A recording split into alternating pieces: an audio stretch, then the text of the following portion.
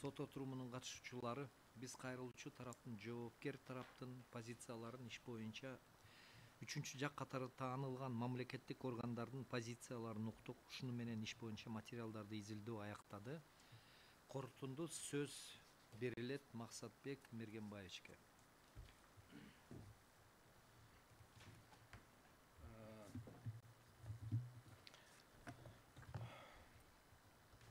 Корутунду сөзүмдө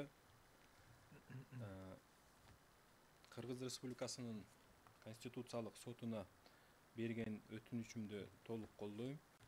Андагы келтирилген жүйөлөр негиздүү деп эсептейм.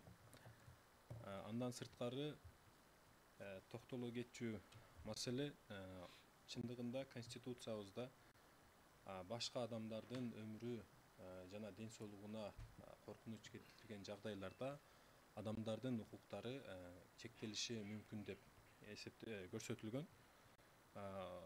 Бирок бул чектөө мындай максатына ылайыктуу болушу керек да. Иштин башында сүйлөгөн сөзүм соттук отурумда бир аз өзгөрдү. Тергөө учурунда чындыгында мамлекеттен кылмыш куугунтугун алып барып жаткан органдарга азыркы инструментти пайдалануу мүмкүнчүлүгү мыйзамда кала берсе болот экен деген ойдомун. Бирок сот адилеттүүлүгү жүргүзүш үчүн сотто адам жабырлануучу дагы, соттолуучу дагы соттук коргонуу укугун мындай толук ишке ашырыш үчүн бул жерде азыркы талашылып жаткан беренеге шилтеме кылып маалыматтарды бербей коюу туура эмес деп эсептейм. Түздөн түз сот жанакы кылмыш иши боюнча көрсөтмөлөрү сотто берилиши керек. Анткени мына соттук териштирүүдө жабырлануучуну эмнеге биз көп айттык? Жабырлануучу чындыгында көп мындай ошо сендин негизинде мага кылмыш жоопкерчилиги куугунтугу болуп жатат деп көп нападкалар, коркунучтар келип жүрөт. Бирок мамлекеттик механизм аны коргоп, сот адилеттүүлүгүн жүзөгө ашырып жатат да. Конвертке алынган иштер өтө эле аз. Бирок чоң объемдуу ишине ашырып аткан, ошого инструменти жетип аткан мамлекеттик органдын күчү аз эле иштер боюнча жетпей калат деген бул мындай өзү айтып жаткан максатына туура келбейт экендигин көрсөтүп койду да. Ошондуктан буну дагы мындай толуктайм. Андан кийин ошол айыпталуучу тарап ага көрсөтүлүп аткан соттук эмне үчүн ачык материалдар менен эмне үчүн таанышат да. Эмнеге дегенде айыпталуучу тарап ага коюлган далилдер туура экендигин, ал биринчи мисалы соттолуп жатканда ынанбастыр, бирок чындыгында ич-ичинде каны суюп мындай өзүнө келгенде мамлекет анын ишин туура далилдеп бергендигин каниеттүүлүк болот дагы, анан моюн сунууга алып келет да. Бул социалдык мындай коомдогу чыңалууга мындай чыңалбайган жакшы абалга дагы болот да.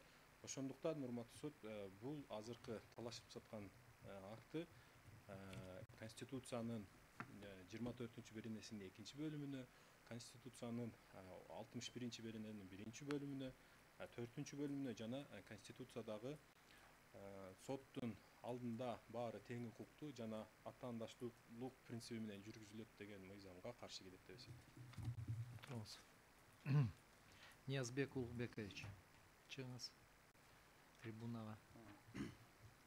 Урматтуу Конституциялык соттун судьялары жана катышуучулар, биз ушул өтүнүчтү толугу менен колдоп, айтып жаткан Кыргыз Республикасынын Кылмыш жаза процессуалдык кодексинин 77 беренесинин 3 бөлүмүндөгү норманы Кыргыз Республикасынын Конституциянын 24 беренеси 2 бөлүмү, 60 беренеси 1 жана 4 бөлүмдөрүнө, ошондой эле 100 беренесине каршы келет деп эсептейбиз. Анткени биринчиден ушул беренеге ылайык айыпталуучунун жана жактоочунун укуктары толук ишке ашпастан тескерисинче чектелип калып жатат. Ошондой эле жогоруда айтып өткөндөй коюлган чектөөлөр алардын максатына өлчөмдөш болуш керек деп айтылып өттү. Ага биз дагы толугу менен кошулабыз. Жана бул чектөө мындай өзүнүн максатында өлчөмдөш болгон эмес. Өлчөмдөш эмес деп эсептейбиз. Жогоруда ушу мамлекеттик органдын кызматкерлери айтып өттү. Бул чектөөнүн негизги максаты ошол катышуучулардын коопсуздугун коргоо максаты болуп эсептелет деп айтты. Бирок алардын коопсуздугун башка жол менен дагы коргоого мүмкүнчүлүк бар. Азыркы учурда колдонууда болгон мыйзамдар дагы ошол менен бирге ошол эле жазык процессуалдык кодекстин башка мыйзамдары дагы ага мүмкүнчүлүк берет. Андан тышкары өлчөмдөш болбоонун дагы бир себептери ошол эле жазык процессуалдык кодекстин 349 беренеси, Кыргыз Республикасынын Жогорку сотунун пленумунун токтом өкүм жана токтомдорунда, конституциянын нормаларында айыптоо өкүмү иш соттук териштирүүдө түздөн-түз изилденген, ошондой эле соттун протоколунда көрсөтүлгөн далилдердин негизинде гана чыгарылат деп көрсөтүлгөн. Соттук териштирүүдө изилденбеген далилдерге сот өзүнүн өкүмүн негиздей албайт деп көрсөтүлгөн. Эгерде сот отурумунда бул конверттеги маалыматтар изилденбеген болсо, анда анын конвертке салып эмне кереги бар деген маселе келип чыгат. Ага эгер ал изилденбесе, сот ага мындай өзүнүн өкүмүн негиз кыла албай турган болсо, аны жашыруун конвертке салып, адвокатка жана ошондой эле айыпталуучудан жашырып зарылчылык эмне деген суроо келип түшөт. Бул жайыкта алганда ал өзүнүн максатына өлчөмдөш эмес экендигин көрсөтүп турат. Ошону менен бирге бул чектөөлөр негизинде кабыл алынган сот тергөө жана соттун чечимдери, тергөө органдарынын соттун чечимдери азыркы күнгө чейин бизде анын соттун өкүмүнүн мыйзамдуулугунун негиздүүлүгүндө күмөн шек жаратып келет. Ошондой эле жарандардын арасында да. Бул норманы конституцияга каршы келет деп табуу менен адамдардын ушу жогоруда айтып өткөндөй жарандардын сотко болгон ишеничин, ошондой эле соттук айкындуулукту, өкүмдөрдүн мыйзамдуу негиздүү болушуна мындай өбөлгө түзөт деп эсептейбиз. Ошол себептен биз өтүнүчтү толугу менен колдоп, аталган норманы конституциянын нормаларына каршы келет деп табууну сурайбыз. Отуруңуз. Самат Кыштабекович.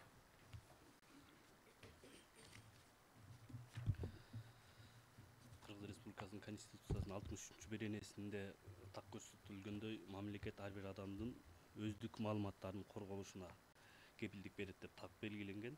Ошондой эле кылмыш жаза процессуалдык кодексинин 13 беренесинде кылмыш жаза сот өндүрүшүндө адамдын жан жарандын укуктарын, эркиндиктерин коргоо принциби болгондуктан, ошол ар бир адамга кылмыш жаза сот өндүрүшүнүн баардык баскычында жана анын укуктарын жана эркиндиктерин соттук коргоого кепилдик берилет. Негизинен кайрылуучу тараптагы бир нече жолу белгиледи. Корголуучу адамдын арызы боюнча кылмыш жаза сот өндүрүшүнүн башталышы ошол арызы түшкөндөн баштап экинчи тарапта толук мүмкүнчүлүк бул кылмыш жаза процессуалдык кодексинде белгиленген. Анткени тергөөчүнүн токтомуна экинчи тарап толук деңгээлде даттана алат. Прокурорго болобу, тергөө судьясына болобу, ошондуктан бул жерде тергөөчүнүн токтому менен, бир эле токтом менен бул иш бүтүп калат дегенге жатпайт. Ошондуктан кылмыш жаза кодексинде мунун баардыгы так белгиленген. Андан тышкары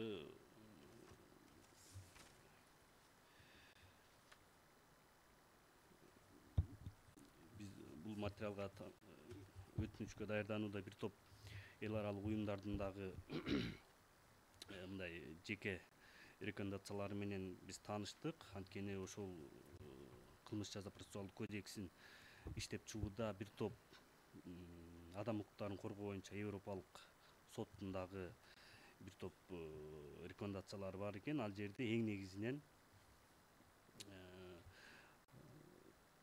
ошол күбөнүн көрсөтмөсү соттун аныктамасына негиз болуп калбаш керек дегендей ушундай рекомендацияларын берген экен да.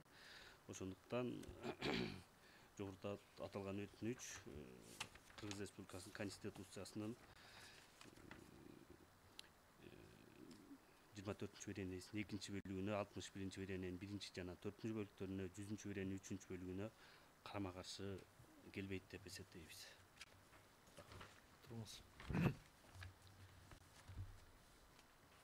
сот отурумунун катышуучулары ушуну менен жарандар Жорокулов Максатбек Мергенбаевичтин жана Кочкоров Ниязбек Улукбековичтин Кыргыз Республикасынын кылмыш жаза процессуалдык кодексинин 77 беренесинин 3 бөлүгүнүн ченемдик жобосун конституциялуулугун текшерүү жөнүндө кайрылуусу боюнча териштирүү аяктады. Сот чечим чыгаруу үчүн кеңешме бөлмөгө кетет. Туруңуздар.